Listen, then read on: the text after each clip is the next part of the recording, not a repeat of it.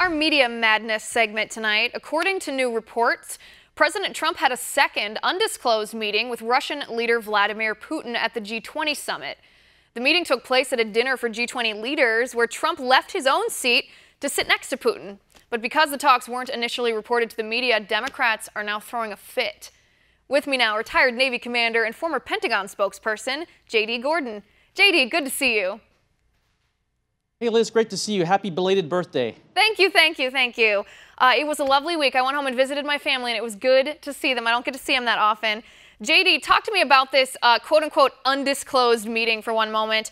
The Democrats are acting like this is some sort of sinister collusion, behind-the-scenes, back-alley deal here. What exactly is so sinister about Trump moving to talk to Putin?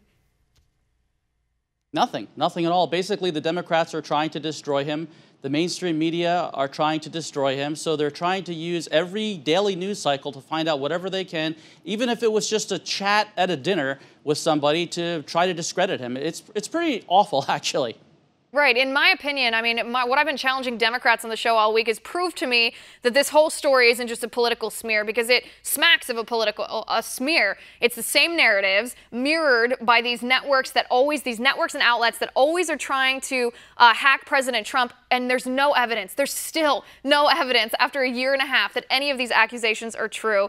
And JD, I want to point out the hypocrisy here. This is one of my favorite things to do with Democrats. But at the same time, the Democrats are condemning Trump for talking to Putin and condemning Donald Trump Jr. for that meeting with a Russian lawyer during the campaign. A DNC staffer, a member of the Democratic Party, went to Ukraine, met with Ukrainian government officials to try to get dirt on Trump's campaign manager. JD, how is that any different than what Don Jr. did? It's really not much different. I mean, this person, Alexandra Chalupa, she had been a Clinton appointee in the past, Clinton White House appointee. She was a DNC staffer, and she allegedly met with Ukraine's ambassador to the U.S. also, Valerie Chally, to try to dig up dirt on Paul Manafort and get that out to the press. I mean, it's basically the same thing that the Democrats are all upset at Don Jr. for. Right, and I guess my next question is, how many of the American people do you think, what percentage do you think know about this story with the DNC staffer versus the percentage that know the story about Don Jr. and his emails and then his meeting with the Russian lawyer? Yeah, it's a bizarro world. About 80% of the mainstream media are very left-leaning or somewhat left-leaning, and so they try to whip this story, beat this dead horse continuously about Trump-Russia. But as soon as it's Democrats in Ukraine, oh, nothing to see here, move along. Adam Schiff did mention it the other day to say it would be inappropriate for the DNC to do that, but you barely see it covered in the media, and that's a shame. I'm glad we're talking about it on OAN, though. Right, and kudos to Congressman Schiff for actually admitting that, although he seemed a little caught off guard with the question. Good for him for maintaining consistency, though. I do think there is one fundamental difference between these two stories. I mean, it's both representatives of a campaign, a party, and a son of a candidate meeting with foreign governments to elicit opposition research. They're very, very similar, except for one thing. The Politico article that broke the story about the DNC staffer, they said that that meeting with the Ukrainian official actually impacted our election. It impacted the Trump campaign. And JD, in my opinion, that makes it more serious than what Don Jr. did, because we have no evidence that Russian influence actually made a difference in our election. That's very true. It did make a big difference. Paul Manafort, he got fired because of that that ledger that came out that said he was getting millions of dollars from the Ukrainians. So it did make an actual difference in the campaign. A man lost his job over it. Right. All right. So we had this Democrat on last week, and I want to show this. I want to show this, too. This is a Democrat saying why he thinks the two things are different. Take a look. We should condemn any kind of foreign government trying to interfere in our democracy. The difference here is this was a high-level meeting arranged by the son of the candidate with the then campaign manager and the then senior advisor, who's now gone on to have a security clearance in the White House. On the DNC side, it involved a young woman. I actually know the young woman who was a contract part-time employee who's Ukrainian American that was asking some questions about Paul Manafort's potentially illegal work in the Ukrainian presidential election. Wait a second.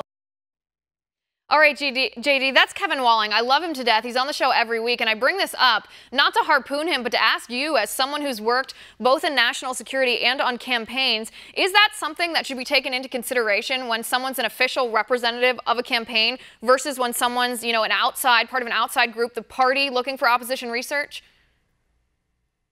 Well, you know, I was on the Trump campaign for 6 months as the national security advisor in the policy office, went to Trump Tower for briefings. And so the issue with Don Jr. is, though, he was really a rookie when it came to political campaigns. So most people on political campaigns probably wouldn't have accepted that. And Don Jr. has gone back to say that, look, if he had a chance to do it over again, he would. So he was not an expert in political campaigns, let alone presidential campaigns. So yeah, he made a rookie mistake. But look, he didn't impact the course of the election like what happened with the DNC and the Ukrainians and Paul Manafort. But here's a couple silver linings, though, Liz. The first is a lot of Democrats are showing that they really are part of this tinfoil hat brigade. They want to bring in every single conspiracy theory they can. Some people, like Senator Tim Kaine from Virginia, are saying that this could be treason or it is treason. Well, that's so far removed from anything truthful that this guy could lose his seat in Virginia because it's a purple state. There's a lot of Democrats, a lot of Republicans. And if he keeps saying nonsense like that, if members of Congress are so beyond the pale, they'll get voted out of office. So people will tune him out. That's right. one silver lining. Well, perhaps that they should keep up that kind of talk then if it's going to cause them to lose their seats. Yeah. The second silver lining is that we had this Steele dossier, this Christopher Steele dossier, who is an ex-British spy. He was getting paid by the Democrats for opposition research, and Democrats basically funded this dossier, which is full of lies, full of rumor and innuendo from senior Russian officials, by the way. Talk about collusion with Russia, right? I mean, these are lies coming out of this dossier. Well, the dossier tries to say that there was a years-long collusion with Trump and Russians. Well, if that's the case, why would John Jr. take a meeting with 3 fringe people that have some connection to a pop singer and who know nothing? I mean, that makes absolutely zero sense. So at least the silver lining is that this blows away the Christopher Steele dossier as false. Right, and I think you're correct too that it shows that any communication between the Trump campaign and Russia didn't actually influence the election, and the same cannot be said on the Democratic side.